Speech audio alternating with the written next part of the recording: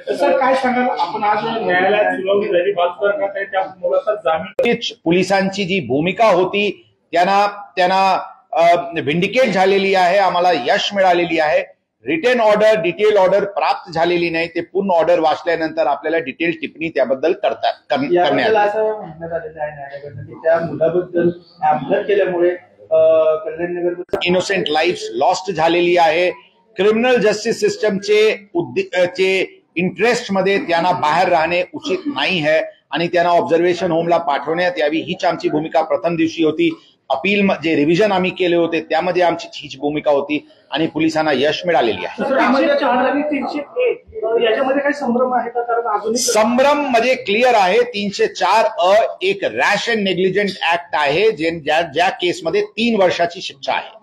आम्ही प्रथम दिवशीच या केसमध्ये 304 लावलेले आहे जे culpable homicide not amounting to murder आहे, ज्यामध्ये हे अनदेखानी चुकीने ही गलती झाली अशा नाही है, ही फुल नॉलेज मध्ये झालेली आहे की ते एक जुवेनाईल महाग गाडी घेऊन नॅरो स्ट्रीट मध्ये दारू पिल्यानंतर एक ब्रेथ टेकिंग एक भरधाव वेगाने वाहन चालवत आहे जिथे लोक फिरत आहे। या ऍक्टनी गुन्हा होतील, लोक मरतील याची फुल नॉलेज मध्ये आरोपी करून ही कंडक्ट झालेली आहे।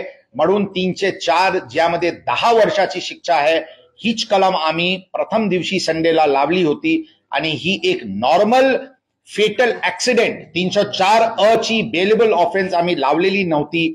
आम्ही 304 नॉन बेलेबल 10 वर्षाची शिक्षा असलेली कलम लावली होती। प्रोफेसर बाल न्यायालयाने जो काही निर्णय दिला त्याच्यावर कोणी पोलीस समाधानी आहेत किंवा त्यांना जे काही अपेक्षित होतं ते या निर्णयात आम्हाला हेच अपेक्षित होता, प्रथम दिवशीपासून हीच अपेक्षित होता की त्यांना एडल्ट म्हणून ट्रायल करायची प्रोसिजर सुरू करावी आणि जोपर्यंत ते प्रोसिजर पूर्ण होत नाही तोपर्यंत त्यांना ऑब्झर्वेशन होमला पाठवण्यात आली।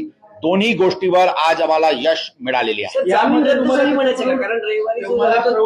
आम्हाला पूर्णपणे त्या विषयावर टिप्पणी करणे संयुक्तिक नाही है, परंतु द एंड रिझल्ट हे आहे की त्यांना ऑब्झर्वेशन होमला पाठवण्यात आलेली आहे।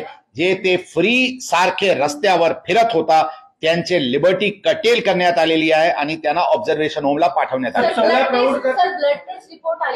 ब्लड टेस्ट रिपोर्ट आतापर्यंत आलेली नाही, परंतु आम्ही परत आपल्याला रिपीट करतो, ब्लड टेस्ट रिपोर्ट आमच्यासाठी महत्वाची नाही है। इन स्पाइट और despite of the blood test report आमचे म्हणणं आहे की ते नॉलेज मध्ये होता, ते काही मद्याचे इन्फ्लुएन्स मध्ये असताना त्यांच्याकडून हे गैरसमजुतीने घटना घडली अशा नाही आहे। ते मद्य पिला, त्यांना फुल नॉलेज होती, ते फुल सेन्सेस मध्ये होता की त्यांच्याकडून हे गुन्हा घडू शकते आणि लोकांची जीव जाऊ शकते।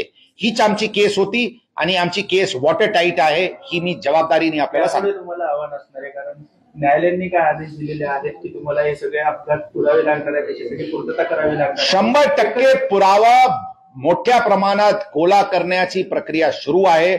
आम्ही टेक्निकल एव्हिडन्सवर आमची भर आहे, आम्ही वॉटर टाईट केस तयार करू। आपण त्या आरोपी जो आहे नाबालिग आरोपी है उसके पास कुछ इंट्रोगेशन करणार जरूर करेंगे। सर अजून एक प्रश्न, विशाल अग्रवालला देखील 3 दिवसांची पोलीस कोठडी सुनावली, तर आपल्याला काय अपेक्षित आहे त्याच्याकडे? बरोबर आहे, त्यांच्याकडून आम्ही एव्हिडन्स कलेक्ट करत आहे, काय घटनाक्रम झाला त्या दिवशी, कसे काय त्यांनी एक बिना नंबर प्लेटची गाडी महाग गाडी एक जुवेनाईलला पैसे दिले, पैसे पुरवले, त्यांना पब पार्टी करणे जाऊन दिले, पण त्यांनी जुवेनाईलचे योग्य केअर ठेवला नाही म्हणून त्यांच्या विरुद्ध एव्हिडन्स गोळा करण्याची प्रकार सुरू आहे। अशाच ताज्या अपडेटसाठी महासत्ता न्यूजला सबस्क्राइब करा।